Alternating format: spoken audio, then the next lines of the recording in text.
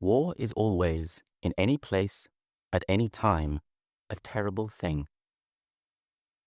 The heart cries out against the killing, but still it happens.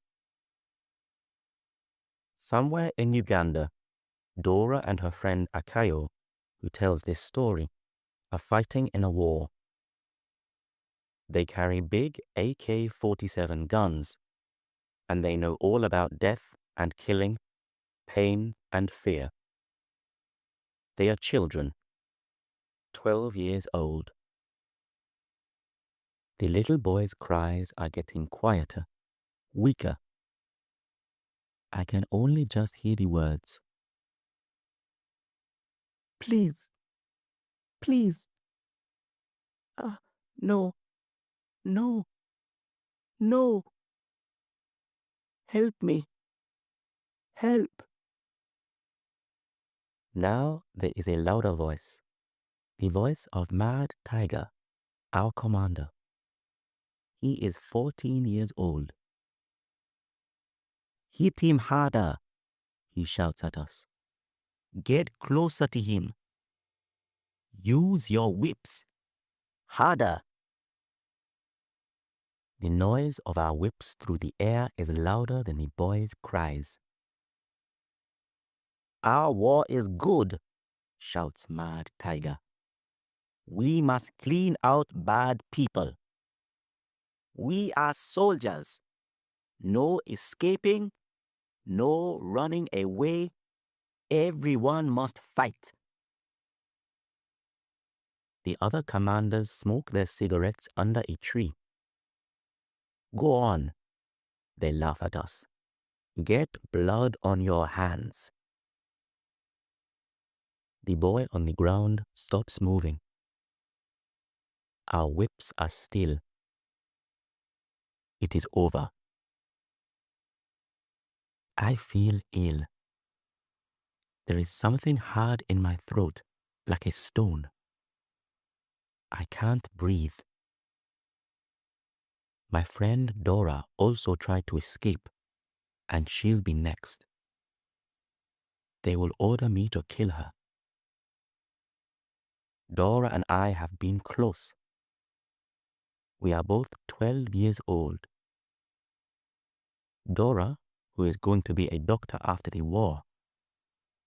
Dora, who wants to save lives, to stop the killing. Dora, who has been my friend when I wake in the night, screaming, because I can see the faces of all the people that I have killed. The AK-47 is heavy on my shoulder, and I stand, waiting for Dora's turn. And the stone in my throat gets bigger. Akayo, Mad Tiger shouts. I turn and look at him, hiding the fear in my eyes. It is a crime to show fear. My mouth is shut in a hard line. This helps to stop the tears coming into my eyes. Yes, Afande, I say quietly. My voice must not be angry or unhappy or afraid. Just quiet. That way, he will not hear my fear. I give a soldier's salute to my commander, take my gun off my shoulder, and hold it up against my body. The gun points up to the black sky and the full moon. And the moon looks down at us, watching these deaths. Mad Tiger smiles, his teeth shining white in the moonlight. He looks pleased. Are you ready? I cannot speak, but I nod my head. They push Dora forward, and she falls on the ground in front of me, trembling.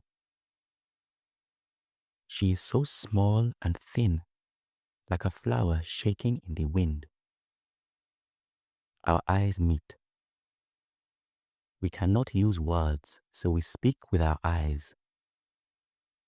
I don't want to do this, my eyes tell her. But Mad Tiger and the other commanders are watching us. So I take Dora's arm and pull her to her feet. I want to ask her questions. Why did she try to escape without me? Why, Dora, why? We have always known each other's secrets before tonight. Holding Dora's arm, I push her towards the trees. The killing will happen there, behind the trees, where no one can see. They are watching me. I can feel their eyes on my back. Perhaps they are following us, but I can't turn round to look. My legs are trembling. The stone in my throat gets bigger. My hands are hot and wet, and my fingers are making red marks on Dora's arm. I take my hand away. I can't do this. Not to Dora. We've been here together for 3 years. Don't be sorry, Dora whispers. You have to do it. Everybody has to do it. She mustn't talk. Someone will hear. Afraid, I look behind me. We are alone. Quickly, I push Dora further into the trees. We stop. I'm cold. I'm afraid. I can't do this, I cry. You must, Dora whispers, or they'll kill you too.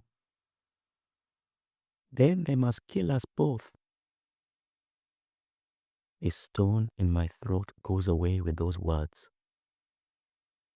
You're my friend. We can run away. Look for the government soldiers. Ask for help. I speak excitedly. We can do it. Akayo, Dora says. Stop this talk. You know we... At that moment comes the sound of heavy guns behind us, where Mad Tiger and the others are. What? Whispers Dora. Suddenly I understand. Those are government army guns, not our guns. A helicopter gunship has found Mad Tiger's group. This is our chance. I drop my gun and take hold of Dora's hand. Run! Dora stares at me, not sure. Do you still want to be a doctor? I shout. Suddenly, Dora's feet come to life again, and the ground under our running feet trembles.